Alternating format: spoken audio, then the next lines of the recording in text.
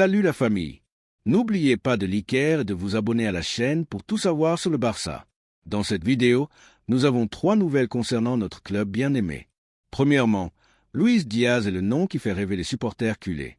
Le Colombien est devenu le grand pari de la direction sportive du Barça pour renforcer l'aile gauche en vue de la prochaine saison. Face aux doutes sur les opérations pour d'autres stars comme Rafael Leao ou Vinicius Junior, le club catalan a décidé de concentrer ses efforts sur le talentueux joueur de Liverpool. Sa vitesse, ses dribbles et sa capacité à déborder en font une recrue idéale pour dynamiser l'attaque blaugrana. La possibilité que Diaz porte le maillot blaugrana a enflammé l'enthousiasme des supporters barcelonais. Son style de jeu s'accorde parfaitement avec l'ADN du Barça, déstabilisant, courageux et avec une technique raffinée. De plus, son engagement inébranlable avec l'équipe et sa mentalité de gagnant font de lui un joueur au profil idéal pour un club qui cherche à retrouver les sommets en Europe.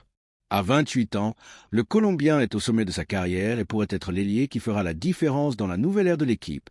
Cependant, bien que le Barça semblait pouvoir réaliser cette signature avec une relative facilité en raison de la disposition de Liverpool à écouter les offres, plusieurs défis sont apparus dans les négociations. L'un des principaux obstacles est l'irruption de l'Arabie saoudite dans la course pour l'attaquant, ce qui pourrait compliquer l'opération pour les Catalans. Depuis le Moyen-Orient, ils continuent leur plan d'attirer les grandes stars du football mondial et ont jeté leur dévolu sur Luis Diaz. Conscient de sa situation à Merseyside, l'entourage du Colombien a exprimé son mécontentement avec sa situation actuelle à Liverpool. Bien qu'il soit une pièce clé pour l'équipe, son salaire n'est pas parmi les plus élevés de l'effectif et il n'est pas entièrement satisfait de son rôle dans le schéma de l'entraîneur Jürgen Klopp. Cela ouvre la porte à son départ, une opportunité que les clubs saoudiens cherchent à exploiter avec des offres démesurées pour tenter le joueur. Al Hilal et Al Nassr sont les équipes qui ont montré le plus d'intérêt pour l'ailier colombien. Les deux clubs veulent renforcer leurs effectifs avec des joueurs de premier niveau et voient en Diaz une recrue de marque. Al Hilal cherche un remplaçant de garantie pour Neymar, qui a été éloigné des terrains en raison d'une grave blessure. De son côté, Al Nassr, où joue son compatriote Christian Durán, a également envisagé la possibilité de l'intégrer à son projet. Malgré ses offres multimillionnaires, le Barça est confiant que Luis Diaz maintiendra son ferme désir de continuer à jouer au plus haut niveau du football mondial. Le Colombien a déjà rejeté une offre saoudienne par le passé, préférant rester en Premier League, et sa priorité reste de concourir au plus haut niveau pour arriver en pleine forme à la Coupe du Monde 2026. Ce facteur pourrait jouer un rôle clé dans sa décision de choisir la proposition culée. Le Barça, conscient des difficultés économiques, analyse différentes formules pour réaliser cette signature. L'une des options envisagées est d'inclure des joueurs dans l'opération pour réduire le coût du transfert. Des noms comme Ferran Torres ou Ansu Fati pourraient entrer dans la négociation, facilitant ainsi l'arrivée de Diaz au Camp Nou. De plus, la direction sportive travaille sur une stratégie permettant de financer l'opération sans compromettre la stabilité économique du club. La deuxième nouvelle concerne une décision importante pour notre club bien-aimé. Bonne nouvelle pour les supporters du Barça. L'équipe, qui a repris les entraînements ce jeudi après un jour de repos accordé à l'effectif suite à la victoire contre le Rayo Vallecano 1-0, a reçu une grande nouvelle avec le retour à l'entraînement collectif d'un des joueurs figurant sur la liste des blessés, Andreas Christensen. Le défenseur danois a traversé une saison avec des hauts et des bas en raison de problèmes physiques. Sa dernière blessure, subie au pied droit le 28 janvier dernier, l'a tenu éloigné des terrains avec une estimation de récupération de 3 semaines. À cela s'ajoute la tendinopathie au talon d'Achille gauche qu'il a écarté de la compétition pendant au moins 4 mois. Cependant, son retour aux entraînements collectifs indique que son retour à la compétition est de plus en plus proche. Les supporters culés ont accueilli la nouvelle avec enthousiasme, car Christensen a été une pièce clé dans la défense de l'équipe. Sa sécurité en défense, sa capacité à relancer proprement et son leadership sur le terrain en ont fait un joueur fondamental pour l'équipe. Beaucoup de supporters se demandent s'il sera disponible pour le prochain match de Liga. Le Barça se prépare pour son prochain défi, samedi 22 février, face à Las Palmas au stade de Gran Canaria. Bien que le Danois ait repris l'entraînement avec le groupe, sa présence sur la feuille de match reste incertaine.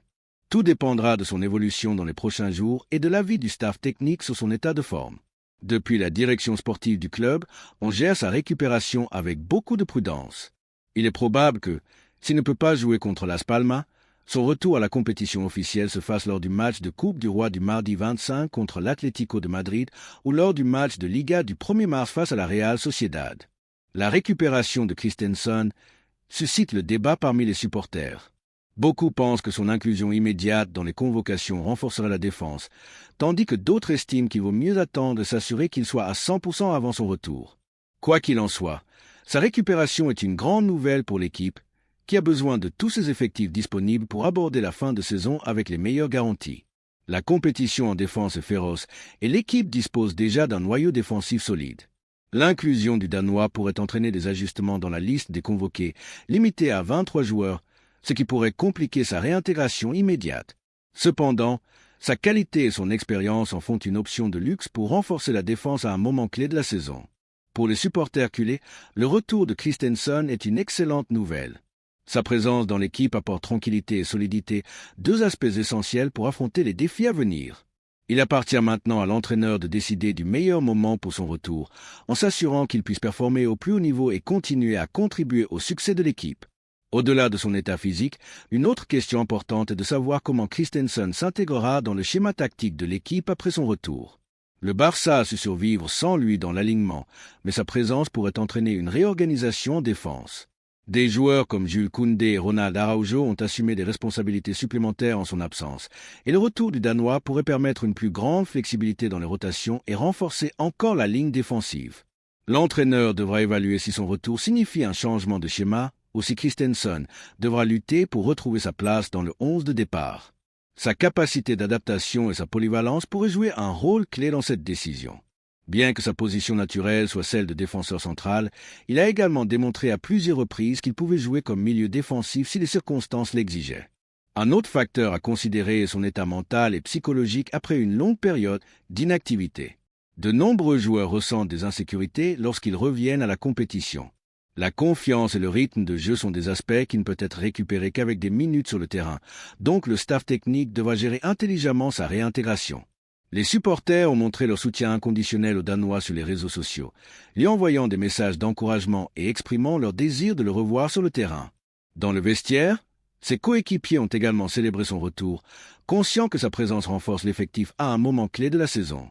Le Barça est en pleine lutte pour atteindre ses objectifs dans toutes les compétitions, et avoir une équipe complète est fondamental. La fin de saison approche et chaque match sera crucial. Avoir Christensen disponible est un avantage qui ne peut être sous-estimé. Sans aucun doute, le Danois a beaucoup à apporter à l'équipe pour le reste de la saison. S'il parvient à laisser derrière lui ses problèmes physiques et à retrouver son meilleur niveau, son rôle dans l'équipe sera déterminant pour le succès dans les différentes compétitions dans lesquelles le Barça est encore en lice. La troisième nouvelle est une véritable bombe que le Barça pourrait lâcher sur le marché. Lamine Yamal a clairement indiqué que son cœur est blaugrana et qu'il ne portera jamais le maillot du Real Madrid.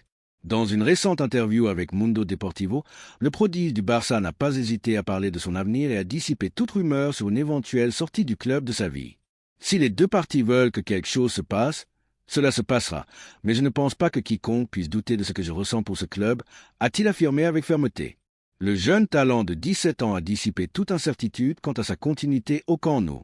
Cependant, le moment le plus impactant de l'entretien est arrivé lorsqu'on lui a demandé directement s'il envisagerait de jouer pour le Madrid à l'avenir. La réponse de Lamine a été catégorique et sans ambiguïté. Impossible. Le Madrid, non.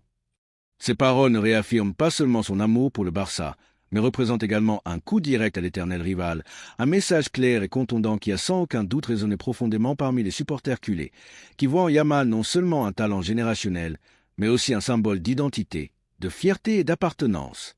La presse madrilène et sa tentative désespérée de lier Lamine au Real, malgré la clarté de Lamine Yamal, la presse madrilène s'est acharnée ces derniers jours à alimenter des rumeurs sur un supposé intérêt du Real Madrid pour la jeune star blaugrana.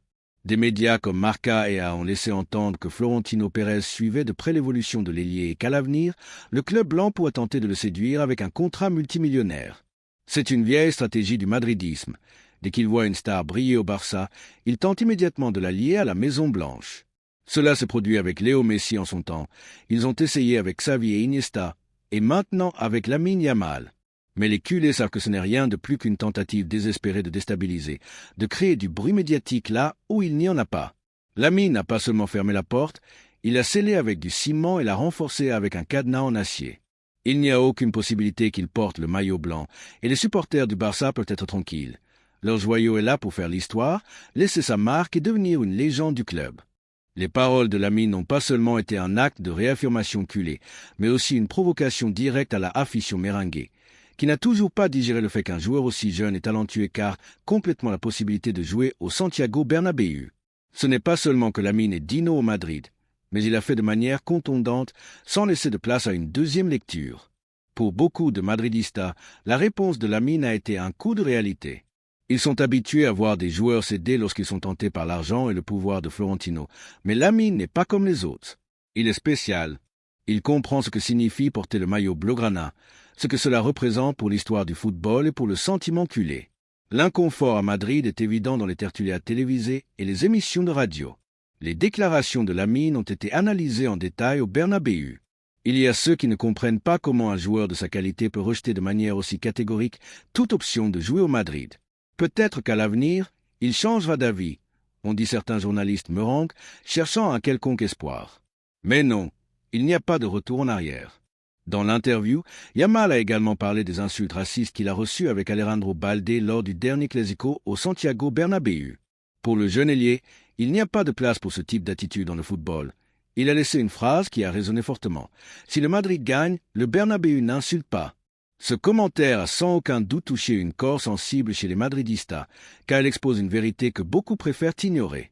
La afición du Madrid, quand les choses vont bien, chante et profite, mais quand les choses ne se passent pas comme prévu, il recourt aux insultes et aux attaques personnelles, quelque chose qui ne se voit pas qu'en nous, où la afición se caractérise par son soutien à l'équipe en toutes circonstances. Pour Lamine, la meilleure réponse à ce type de comportement est de parler sur le terrain. Quand tu gagnes 0-3 ou 0-4, ils peuvent te dire ce qu'ils veulent. À la fin, ils ne peuvent rien faire. Ils te voient jouer, ils te voient les battre sur leur terrain, ils voient qu'ils ne peuvent pas toucher le ballon, et c'est tout ce qui leur reste, a-t-il conclu avec une maturité surprenante pour son âge. Bien sûr, dans l'interview, il y avait aussi de la place pour se souvenir de son fameux but fantôme en Ligue des Champions de la saison dernière. Pour Lamine, il n'y a aucun doute que le ballon a complètement franchi la ligne de but, mais les circonstances du match et le manque de technologie adéquate au Bernabéu ont empêché sa validation. Quand le gardien de l'autre équipe te dit qu'il ne sait pas, c'est que c'est un but. Il ne te dit pas que non, a-t-il commenté sa frustration. Cependant, il a également montré sa maturité en regardant vers l'avenir. Je ne sais pas comment au Bernabéu, avec tant d'écrans qu'ils ont là-haut, tant de caméras qu'il y a, il n'y a pas de caméras dans les buts, a-t-il critiqué avec ironie. Et c'est que, tandis qu'au Camp Nou, on mise toujours sur la transparence et la justice sportive, à Madrid, il semble vivre dans une autre réalité, où certaines actions sont commodément oubliées. Le jeune a également donné son opinion sur les constantes plaintes arbitrales du Real Madrid, à une époque où le club blanc a élevé son discours contre les arbitres. Lamine a clairement indiqué que dans le vestiaire culé, ils ne perdent pas de temps avec ces polémiques. On sait ce que c'est, mais comme ce n'est rien du Barça ou de notre afición, ça ne nous intéresse pas, a-t-il conclu. À propos de la lettre que le Madrid a envoyée à la fédération, il a également souligné une vérité inconfortable pour le madridisme. Je pense que nous ne pouvons pas nous plaindre. Madrid, Barça et Atlético, je pense que les arbitres essaient de faire de leur mieux. En Coupe du Roi, d'abord ils ont favorisé le Madrid, puis contre Osasuna, ils disent qu'ils sont contre eux. Chaque journée sera comme ça. Lamine Yamal trace son propre chemin au Barça et le fait avec une conviction inébranlable. Son rejet catégorique du Madrid ne montre pas seulement sa fidélité au club, mais renforce également sa connexion avec la afición culé, qui peut se sentir tranquille en sachant que l'un de ses plus grands talents ne les trahira jamais.